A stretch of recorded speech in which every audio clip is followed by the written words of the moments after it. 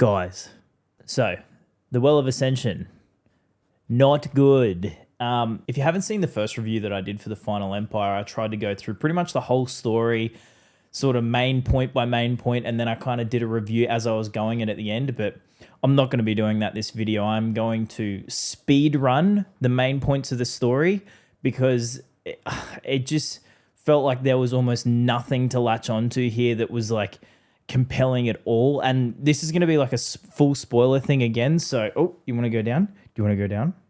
Or are you too hot? Say bye-bye. Bye-bye, YouTube.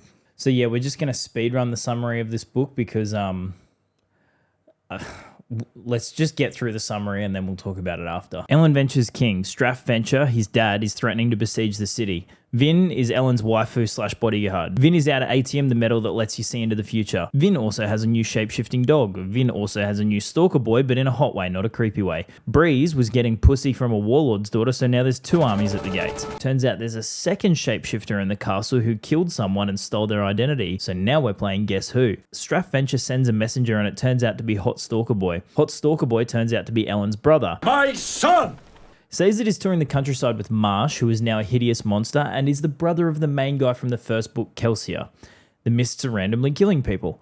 Sazed gets caught by Kolos, which are just Diet Urukai. This Kolos army are under the control of some old mate of Ellen's from the first book, so now there's a third army. Ellen goes to meet Daddy, but Daddy not nice. While meeting with Daddy, Ellen gets deposed. Ellen enters the chat and asks, What the fuck, bro? Set, the leader of one of the other armies, emerges from the crowd. Meanwhile, the shape-shifting murder mystery continues, with Vin taking a few guesses at whomst it could be. Vin learns that Hot Stalker Boy, Zane, is her brother-in-law, and Zane has been watching too much of a certain category of Pornhub and tries to convince her to run off with him. What are you doing, Step? Mr. Bourne. Blah, blah, blah, blah, blah. Politics in the background, blah, blah, blah. Mostly a snooze fest. Blah, blah, blah. Vin and Ellen's relationship is on the rocks, blah, blah, blah. Vin and Ellen go to the assembly hall to try and re-elect him, but during the proceedings there's an assassination attempt on him, but it's all good because Vin gives the assassins the Glasgow kiss. Vin wakes up and Hot Stalker Boy Zane is there, and he tells her that Set is the one that sent the assassins she murked, and both of them go off after him, but Vin has a last-minute change of mind and decides to not game end Set. Meanwhile, Sazed cares a lot about who the prophesied hero of ages will be. I'm glad he does. Zane finally gets the shits with simping for Vin and asks her to be his big titty goth GF. She says no, and he's pretty chill about it. During the fight, it turns out her shapeshifting dog is actually the murderer from the murder mystery subplot, and he murdered the shapeshifter from the start of the book, so the shapeshifter we were looking for was the shapeshifter that we had in front of us this whole time.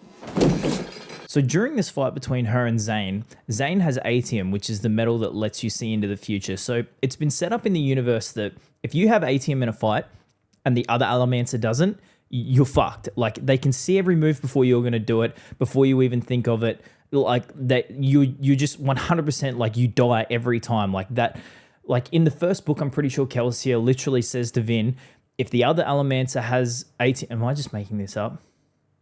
No, I'm fairly sure this does happen in the first book. If the other Allomancer has Atium and you have none, run. Literally, like it's like what Morpheus says to Neo in the first movie. It's like, if you see an agent, run. So he has Atium in this fight. She has none. And so the way she beats him in this fight is she goes, I'll think about doing something, and then just doesn't do that thing. LeMayo. Vin and Ellen finally mash genitals, but only after getting married. Ellen runs into his old mate, who's actually the one in charge of the army of Diet Urukai, and it turns out kinda awkward for him. Also throughout the whole book, Vin has a thumping migraine that she thinks somehow has something to do with the Well of Ascension, which is the spot where the Lord Ruler got his power back in the day. Anywho, they figure out where the Well of Ascension is, Ellen gets shanked, Vin briefly gets the power of God but decides to give it up. The Mist Spirit that shanked Ellen suggests that she give him pewter, he burns it and comes good, so it turns out he's a Mistborn, and now the power of the Lord Ruler that Vin released, which is actually just kind of like this demon god thing called Ruin, has been set free, and it's very stoked about at the end. So the main issues that I had with this are the same issues that most other people had with it. Like, it's very political, it feels very dry, it's kind of like you're mostly slogging through it just to get to like the very end of the book, which is exciting, which, I mean, the end of the book being exciting, in my opinion, doesn't justify the first sort of 3/4 of the book being just an absolute like fight to get through. So Yeah, I mean, and it felt like the overall setting of the whole world and the universe and everything is in the same spot as what it ended up as at the end of the first book. So, like, he's just the king of the empire.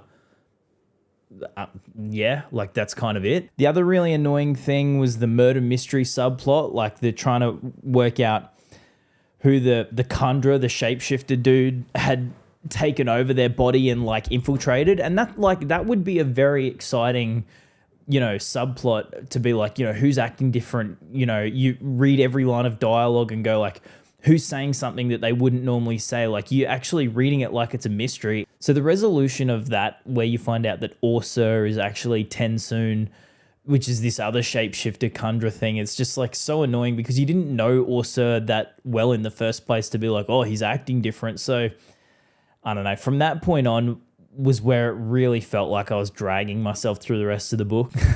Also, at the risk of sounding like a little woke or whatever, like, I really didn't need Ellen to have Mistborn powers. Like, why not just leave that as the dynamic of the character of Vin, where she has all these powers and she can do all this crazy stuff, and that's kind of the role that she fills. And why not have him fill that role of, like, being the leader and, like, this learned scholar or whatever? Like, that's what always gave him power and authority, like his ability to, like, I don't know, organize people and lead people and have all this information and knowledge that he had for sort of studying for this moment for his whole life kind of thing.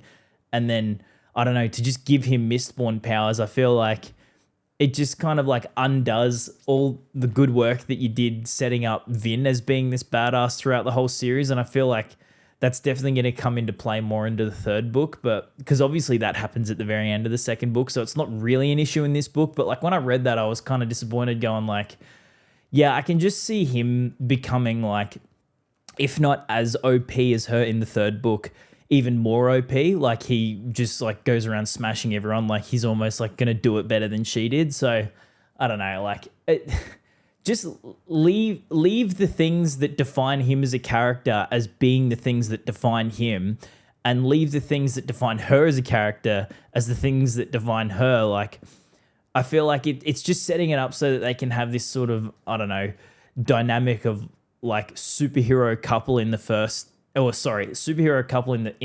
third book, where they go out like just fucking everything up together. And I don't know, like we'll wait to see how that resolves in the third book, but like I would have just liked it if his power is just being this awesome leader of men and her power is just being this badass like fucking, I don't know, like superhero chick thing that she's set up as. The other thing mainly for me in this story was the bad guys, like the villains, particularly Straff Venture, Ellen Venture's dad. Like he's just like so thoroughly a piece of shit through and through that like it just like to the point that it makes him uncompelling to read. Like while I was reading it, I sort of couldn't help but subconsciously like draw some similarities to a character like Tywin Lannister.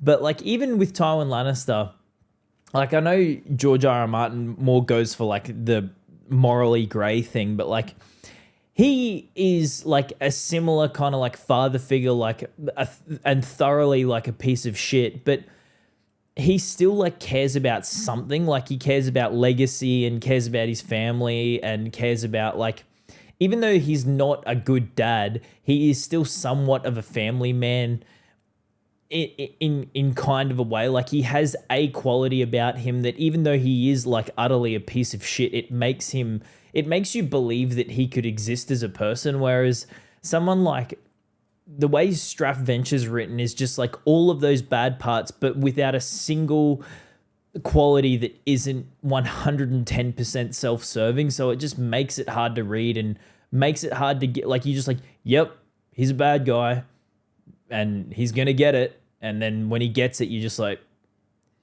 yep. Like, it just, I don't know. It doesn't make it very compelling to read. But yeah, so overall, this book, yeah, like nothing new to what anyone else has said. Like, I reckon hopefully the third one's a bit better. Everyone seems to say that it suffers from middle book syndrome pretty badly. He went hard on the political drama thing and tried to make that work. I'm hoping that's mostly left out in the third book because The first book, like, I know I had some criticisms of that, but like the first book is head and shoulders above the second book. Like, Well of Ascension was just an absolute dick drag.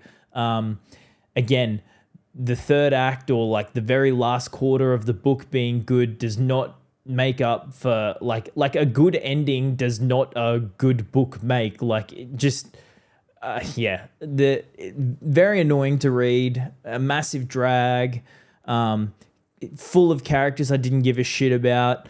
And like kind of some pretty disappointing character arcs as well. Like, yeah, I mean, unless the third book is really good or like a lot better, then after reading this second book, this is kind of a case where I would say if he had have wrapped up and tied up some of the loose ends in the end of the first one, like made it another just a couple 100 pages longer, and wrapped everything up, then that would have been a good like standalone novel. Like, I get that, you know, there's probably a push from publishers and stuff like that to turn shit into at least a trilogy when you're onto a good idea. But like, yeah, I feel like if this is your second entry into something that's a trilogy after having such a strong first book, like, what's wrong with just writing like one good standalone book? Like, I mean, I guess I'll have to reserve most of my judgments for like after I've read the third one and seen what the conclusion is like. And so from what I've heard, people seem to reckon that the third one really does redeem the whole trilogy. Like, it's good enough to make up for the first and the third books are said to be good enough to make up for the second book. And I'm really hoping that's the case because, yeah, like the first book was like, yeah, kind of goodish, like had some pretty strong points in it. Even if it wasn't particularly for me, it was like fairly strong. But this second one, like it I wouldn't even say polarizing. I would say like there's going to be a very small, minute type of like margin of people that will enjoy this book. So yeah, that's the Well of Ascension. I interrupted her nap to give you like one last positive image to take away with you. Good girl. Bye-bye, everyone. Bye-bye. Oh, bye-bye. Say bye-bye. Oh, thank you, Missy. You're cleaning me up.